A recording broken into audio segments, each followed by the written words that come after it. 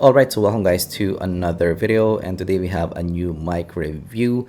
And actually, it's been a while since I did a mic review here in this channel. This is the Fifine K678, a compact USB condenser microphone, fully featured, a plug and play, and of course a table style design as well. And of course, we're gonna compare it to the SM7B. I'm gonna do maybe an A/B test here. I'm comparing it to a $500 mic here. So this $50 to $100, so definitely more in the budget space in terms of USB mics, but you're actually getting a lot for your money, and we're gonna find out what are those here in this video. So looking at the build quality first, so actually it's a nice looking mic for me. So in terms of the overall look, you're getting that matte black in color, all metal in build as well. So actually, this does remind me of maybe my razor blade in the overall look. And the feet as well does look nice for me. You're getting that more aggressive design.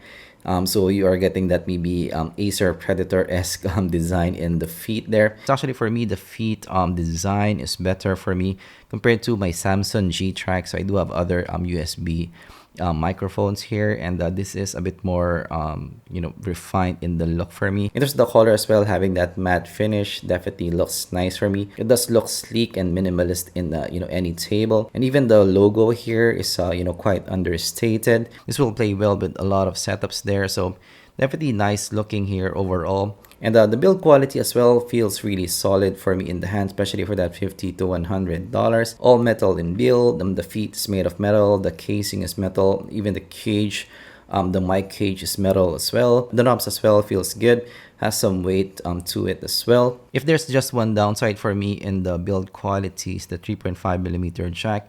It's a bit misaligned for me. I would say though, this is still not up to par compared to the mainstream brands. Like for example, Audio Technicas of the world, of course, Shures of the world. Those are still more tanky in the build quality. Feels still sturdy. More sturdy compared to what you're getting with the Fifine, but this is still no slouch for me. Going to the features, of course, this is a plug and play USB device. You're getting a mini USB connector here. You're getting your knobs for your microphone volume. Of course, a knob as well for the volume of the monitoring earphone or maybe headphone. And of course, you're getting that mute switch as well. So that mute switch definitely nice. If you're gonna do some streaming, some video calls as well, you can switch to mute on the fly there. Going to the box itself, a very simple box here overall. Of course, you are getting the unit itself.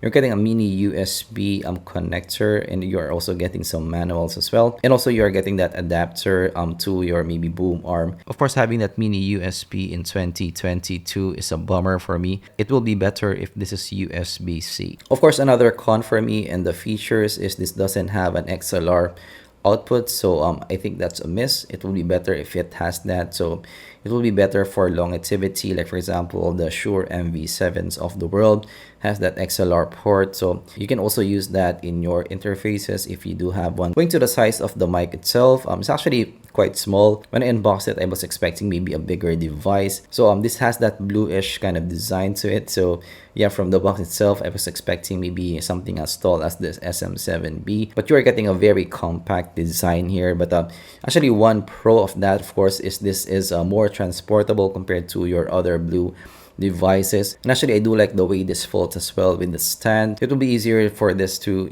put in your bag there without removing the stand with the mics. That's nice. So definitely, like for me, this is something that I can bring when I'm gonna be maybe on the go and I'm gonna have some Zoom calls and I need the utmost maybe condenser like quality. This is something that I can bring there. Another thing that I like about this is the looks. So of course, for content creation, for maybe YouTube, also calls as well, having that maybe a bit more stylish look in front of you is definitely nice there. Alright, next I'm going to the sound quality, of course. So we are going to and from the SM7B, so you kind of know how the sound is. So definitely for me, it's more of a modern mic sound. You're getting that maybe brighter kind of signature.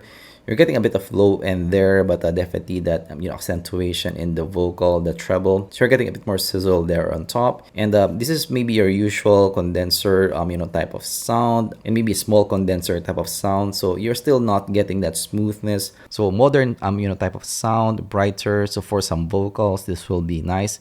Again, for some Zoom calls, for some podcasting, this can be nice. YouTube as well. and of course streaming as well. So your vocals will push through the mix easier when you're using this kinds of sound signatures. I actually like that the top end here is not harsh to listen to, so that's definitely a nice there. So it's not the smoothest top end that I've listened to. You're still getting that sizzle on top, but it's nice that you're not getting that harsh sound there. So again, if you're going to use this for some Discord Zoom calls, you won't need some de-essing on this to get the harshness out of the water. So that's definitely nice on that. All right, so verdict for the K678. So what do I think of it?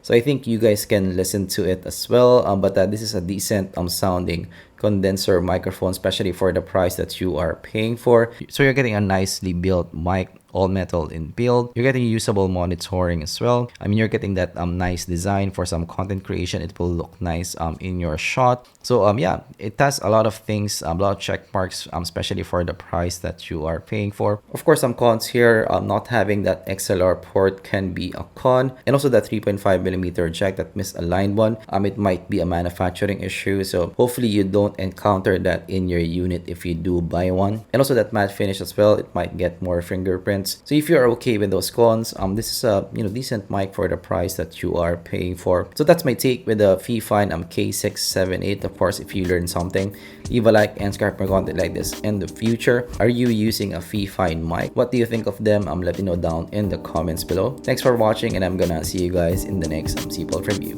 Bye bye.